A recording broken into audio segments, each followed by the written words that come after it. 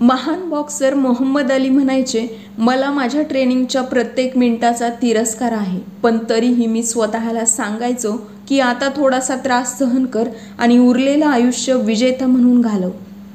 कुठल्याही गोष्टीत एक्सपर्ट व्हायचं असेल किंवा कुठलीही वाईट सवय बंद करायची असेल किंवा यशस्वी व्हायचं असेल तर या सगळ्या गोष्टींसाठी एक महत्त्वाची गोष्ट लागते, ती म्हणजे सातत्य, कन्सिस्टन्सी. सातत्य हा शब्द जितका छोटा आणि ऐकायला सोपा वाटतो तितकाच करायला अवघड आहे.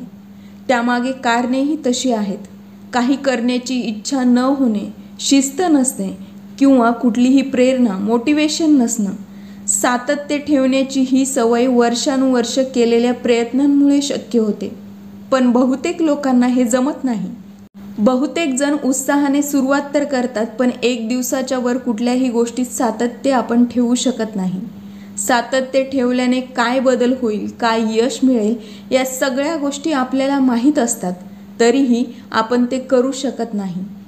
आपण का सातत्य ठेवू शकत नाही? आपल्या सवयींमध्ये, आपल्या ध्येयासाठी लागणाऱ्या कामांमध्ये. आजच्या या व्हिडिओमध्ये बघूया सातत्य ठेवण्यासाठीचे 5 नियम. व्हिडिओ शेवटपर्यंत नक्की ऐका, मध्ये स्किप करू नका. चला तर मग व्हिडिओला सुरुवात करूया.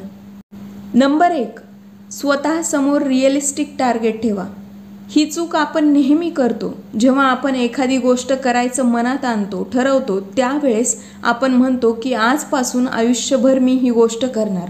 उदाहरणार्थ, आपण सकाळी रोज लवकर उठायचं ठरवलं तर आपण म्हणतो, बस झालं आता, मी उद्यापासून रोज सकाळी कायम लवकर उठणार. सुरुवातीला तर तुमच्यात खूप जोश असतो, पण जसे जसे दिवस जातात तुम्ही पुन्हा पहिल्या सवयीवर येता, कारण तुम्हाला वाटतं की आयुष्यभर किंवा सतत करण्याची ही गोष्ट माझ्याकडून होणार नाही, हे अशक्य आहे. आणि जी गोष्ट अशक्य वाटते ती तुम्ही सोडून देता, ती पुढे करत नाही. इथे अडचण तुमच्या ध्येयाची किंवा तुम्ही जे टार्गेट ठरवलं आहे त्याची नाही, त्या टार्गेटसाठी ठरवलेला वेळ, तिथे अडचण होते. तुम्ही मी कायम आयुष्यभरासाठी रोज लवकर उठेल हे म्हणता. असं न म्हणता मी पुढचे 7 दिवस लवकर उठणार आहे असं म्हणायला हवं. आणि 7 दिवसानंतरच्या गोष्टी तुम्ही नंतर ठरवायला हव्या. मोठं टार्गेट मिळवण्यासाठी अगोदर छोटे छोटे टार्गेट सेट करा. 1 दिवस, 2 दिवस, 1 आठवडा, 1 महिना आणि त्यानंतर वर्ष. तुमच्या अशा करण्याने तुम्हाला सातत्याची सवय लागेल आणि सातत्यामध्ये तुम्ही सातत्य ठेवू शकाल. Number 2, action, influence, motivation. तुम्हाला असं वाटतं का कुठलीही ॲक्शन किंवा कृती करण्या अगोदर आपल्याला प्रेरणेची, मोटिवेशनची गरज आहे?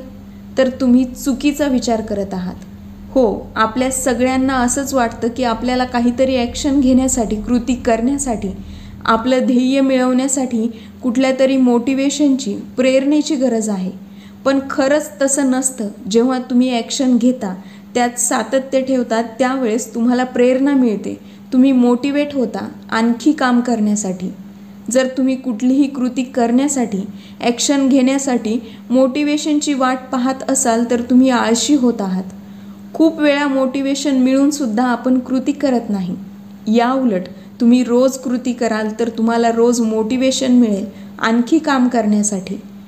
तुम्हाला पुस्तक वाचण्याचा कंटाळा आला असेल, पण फक्त 2 मिनिटासाठी तुम्ही वाचन करणार आहात असं समजून तुम्ही वाचायला बसलात तर पुढचे 30 मिनिटे वाचनात कसे निघून जातील हे तुम्हाला देखील कळत नाही. म्हणून आपले ध्येय पूर्ण करण्यासाठी, काम करण्यासाठी आपल्याला मोटिवेशन मिळेल या गोष्टीची वाट पाहत बसू नका. ॲक्शन घ्या, कृती करा, कामाला लागा. Number 3, 1 habit at a time. आपल्याकडे चांगल्या सवयीसाठी खूप सारे ऑप्शन्स असतात आणि आपल्या वाईट सवयींची तर लिस्ट तयार असते. आणि मग आपल्याला वाटतं एक सोबतच आपल्या वाईट सगळ्या सवयी बंद करायच्या, सोडून द्यायच्या आणि चांगल्या सवयी लावायच्या.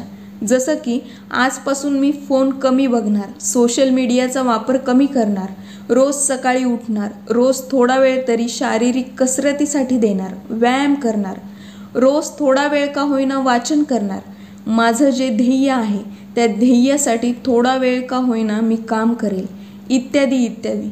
आणि एकाच वेळी या सगळ्या गोष्टी करायला जातो आणि परिणाम काय होतो तर कुठलीही गोष्ट पूर्ण होत नाही.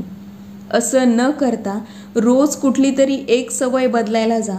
तुम्ही सतत त्यावर काम करत राहिलात तर तुमच्या बाकीच्या वाईट सवयी आपोआप बंद होतील. नंबर 4, तुमच्या मनाचं कमी आणि डोक्याचं जास्त आहे का? आजपर्यंत जे कोणी लोक यशस्वी झाले त्यांनी आपलं मन आणि आपली बुद्धी म्हणजेच आपलं डोकं यामध्ये बॅलन्स ठेवला आहे. आपले काही निर्णय हे आपण आपल्या मनाने घ्यायला हवे आणि काही निर्णय आपल्या डोक्याने. जसं की आयुष्यात काहीतरी मिळवायचं आहे, करायचं आहे हे तुम्ही मनाने ठरवता आणि ते पूर्ण करण्यासाठी प्रॅक्टिकली म्हणजे सत्यात उतरवण्यासाठी तुम्हाला डोक्याने काम करावे लागते. तिथे तुम्हाला भावनिक होऊन चालत नाही. एखाद्या गोष्टीत सातत्य ठेवणं म्हणजे तेच ते काम परत करण्यासाठी आपलं मन तयार नसतं. आपलं मन आपल्याला थांबवतं.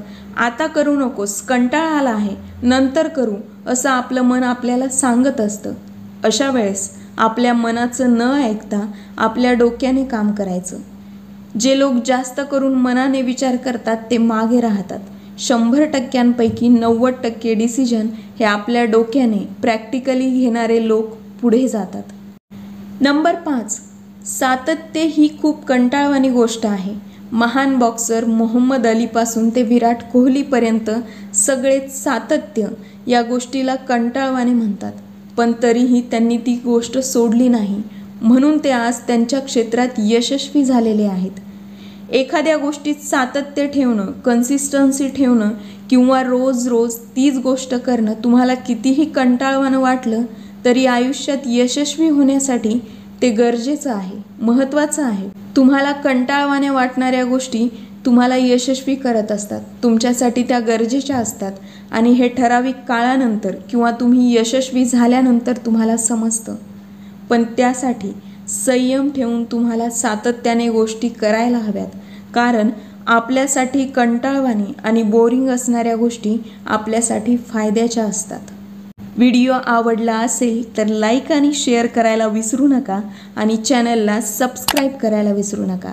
भेटूया नवीन एका व्हिडिओमध्ये.